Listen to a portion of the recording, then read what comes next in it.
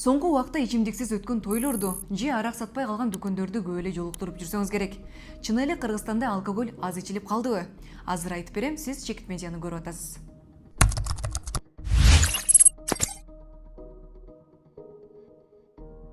КМШ өлкөлөрүнүн ичинен алкогольдуу ичимдикти эң аз керектеген өлкө бул Кыргызстан. Ал эми Орусия бул көрсөткүч боюнча биринчи орунда турат. Анда киши башына жылына 17 литр ичимдик сарпталат.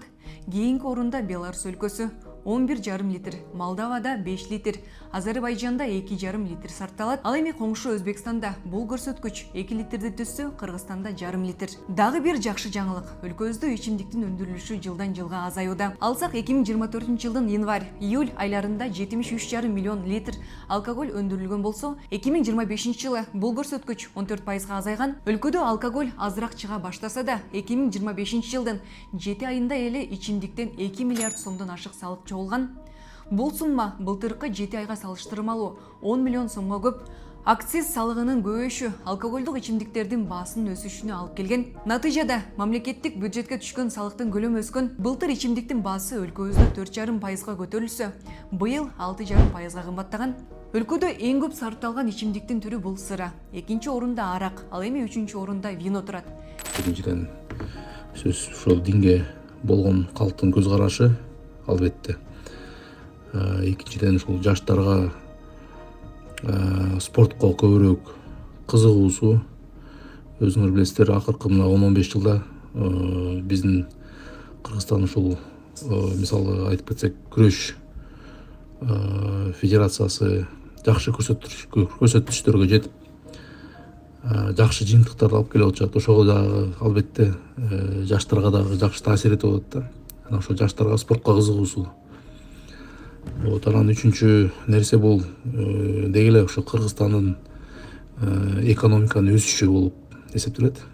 Мисалы эми айтып кетсек, канчалык калк жетиштикте жашашса, бай болсо, мисалы жана орусча айтканда уровень жизни деп коет. Ошол уровень жизни канчалык жашоо шарттары деп коебузбу, ошол көтөрүлсө, ошого жараша деги спирт ичимдиктерин ичиши дагы ошо кескин азаят да.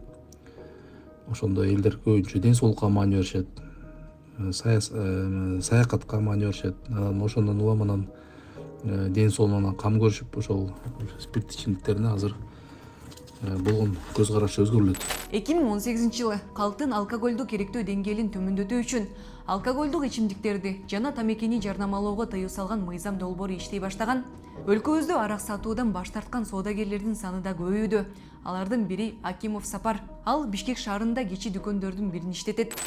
Биз арак сатпай калганыбызга бир 10 жылдай болуп калды. Негизи эле өзү арак сатпасаң деле соода боло берет. Сатсаң эле жанагы соода укмуш болгондой көрүнө берет негизи. Анан арак сатпасаң деле ошол эле соода просто ошондой сезилип калат окшойт. Арак сатсаң клиент көп келет, анан сатпасаң келбейт деген түшүнүктөр болуп калат окшойт. Негизи арак сатпасаң деле соода боло берет. Наоборот, жакшы болот. Соңку жылдары кыргызстандыктар адал, башкача айтканда, ичимдиксиз тойлорду өткөрүүдө. Мисал келтирсек,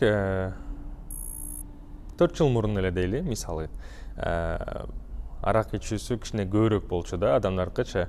Мүмкүн тойлордо ошо менен өздөрүнүн көңүлдү алып жүргүсү келеби, ошондой сыяктуу болчу. Азыркы учурда андай эмес, негедир тойлордо көбүрөөк басым жасайт, алып келбегенге. Бизде деген мисал келтирсек, бир айда 10 той болсо, ошонун 8-өө араксыз өтөт, 2-өө арак коюлса, 8-өө аракы жок өтөт. Видео тууралуу пикир калтырыңыз. Сиздер менен мен Айкүмүш болдум.